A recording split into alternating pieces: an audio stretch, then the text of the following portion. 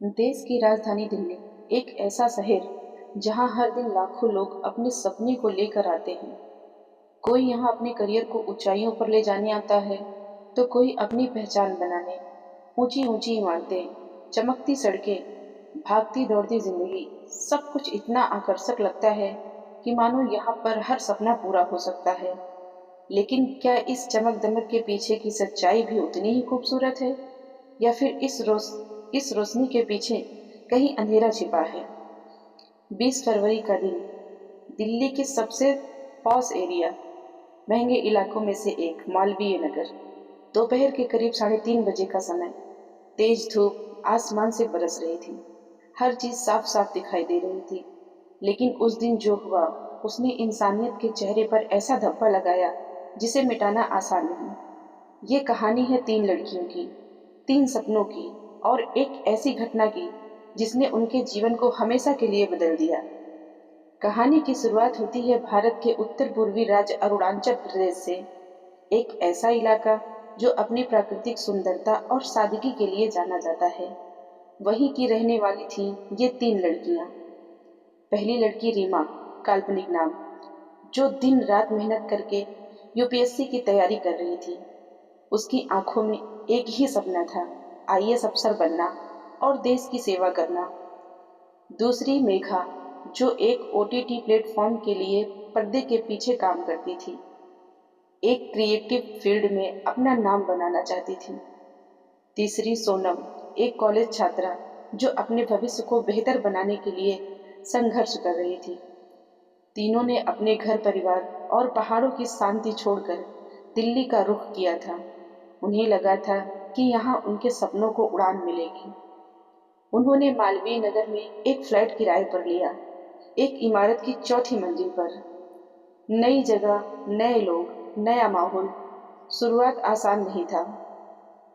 जब भी वे सड़क पर निकलती, लोग उन्हें घूरते। कई बार अजीब कमेंट सुनाई देते। चाइनीज लगती हैं, ये लोग यहाँ क्या कर रहे हैं? कभी कभी तो हंसी उड़ाई जाती, कभी शक की नजर से देखा जाता। लेकिन उन्होंने हर बात को नजरअंदाज किया, क्योंकि उनका मकसद लड़ाई नहीं था, अपने सपने को पूरा करना था। उसी इमारत के पहली मंजिल पर रहता था एक कपल, एक ऐसा जोड़ा जिसे अपने पैसे, अपने स्टेटस और अपने रसूख पर बहुत घमंड था। पति रूखा गुस्सैल और दूसरों को नीचा दिखाने वाला, पत्नी अहंकारी, तीखी जुबान वाली और खुद को सबसे ऊपर समझने वाली। उन्हें लगता था कि इस इमारत में वही कानून है और बाकी लोग सिर्फ उनके आदेश मानने के लिए हैं। गर्मी चढ़ चुकी थी, कमरे में रहना मुश्किल हो रहा था। तीनों लड़कियों ने फैसला किया, अब एसी लगवाना जरूरी है। उन्होंने एक इलेक्ट्रीशियन बुलाया। काम शुरू हुआ। दीवार में एसी की आउटडोर यूनिट लगाने के लिए ड्रिलिंग जरूरी थी। जैसे ही मशीन चली, टर, पूरी बिल्डिंग में आवाज गूंजने लगी। धूल और सीमेंट के छोटे छोटे कण हवा में उड़कर नीचे पहली मंजिल की बालकनी में जा गिरे। बस यहीं से शुरू हुआ तूफान। नीचे से जोर जोर चिल्लाने की आवाज आने लगी। वह पड़ोसी बाहर आया, चेहरे पर गुस्सा, आंखों में अहंकार। क्या कर रहे हो ऊपर? दिमाग खराब हो गया है क्या? उसने सीधे इलेक्ट्रीशियन पर चिल्लाना शुरू कर दिया। गालियां, अपमान, धमकी। चौथी मंजिल पर खड़ी लड़कियां घबरा गईं। उन्होंने सोचा, चलो नीचे जाकर बात करते हैं। तीनों लड़कियां नीचे गईं, हाथ जोड़कर बोली, सॉरी सर, घर में काम चल रहा है, गलती से धूल गिर गई। उनकी आवाज में विनम्रता थी, बात करने का तरीका संस्कारी था। लेकिन सामने वाला वह सुनने के मूड में ही नहीं था। तुम लोगों को रहने का कोई हक नहीं है यहाँ, तुम लोग असभ्य हो। उसकी आवाज और तेज होती गई। तभी अंदर से उसकी पत्नी बाहर आई, हाथ में लाठी। और फिर जो हुआ वो किसी सभ्य समाज के लिए शर्मनाक था। उसने लड़कियों पर आरोप लगाने शुरू कर दिए।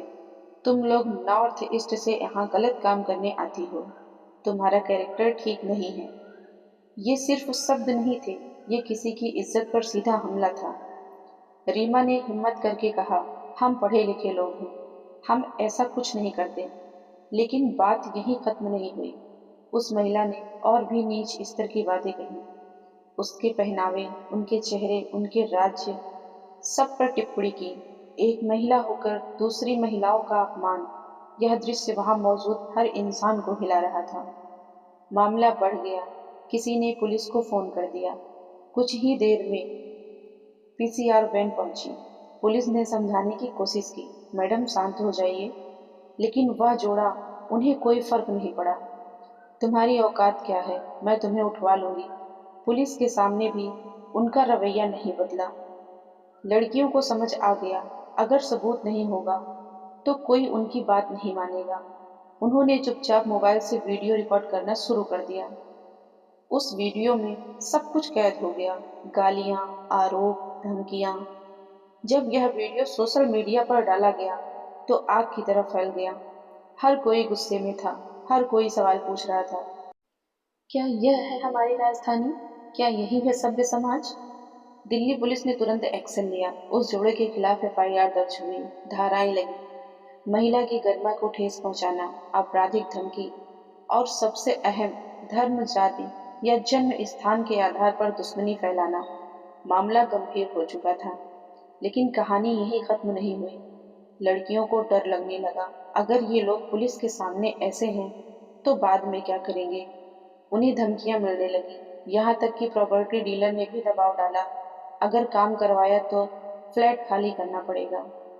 तीनों लड़कियों ने फैसला किया, हम चुप नहीं रहेंगे, क्योंकि यह सिर्फ उनकी लड़ाई नहीं थी, यह पूरे नॉर्थ ईस्ट के सम्मान की लड़ाई थी। आज हम 21वीं सदी में जी रहे हैं। हम चांद पर पहुंच चुके हैं, मंगल पर मिशन भेज चुके हैं, लेकिन क्या हमारी सोच बदली है? क्या हम आज भी लोगों को उनके चेहरे, उनके राज्य और उनकी भाषा से जज नहीं करते? अरुणाचल प्रदेश, आसाम, मेघालय, ये सब भारत का हिस्सा है। वहाँ के लोग भी हमारे अपने हैं। अगर राजधानी में ही उनके साथ ऐसा व्यवहार होगा तो एक भारत का सपना कैसे पूरा होगा? एक छोटी सी धूल और उसके बदले किसी की इज्जत को धूल में मिला देना, क्या यही इंसाफ है? उन लड़कियों की हिम्मत को सलाम, जिन्होंने आवाज उठाई। हमें अपनी सोच बदलनी होगी, क्योंकि देश तभी आगे बढ़ेगा जब हम एक दूसरे का सम्मान करना सीखेंगे। दोस्तों, अगर आपको हमारी वीडियो अच्छी लगी हो तो हमारे वीडियो को लाइक करें और हमारे चैनल को सब्सक्राइब करें। मिलते हैं आपको नेक्स्ट वीडियो में।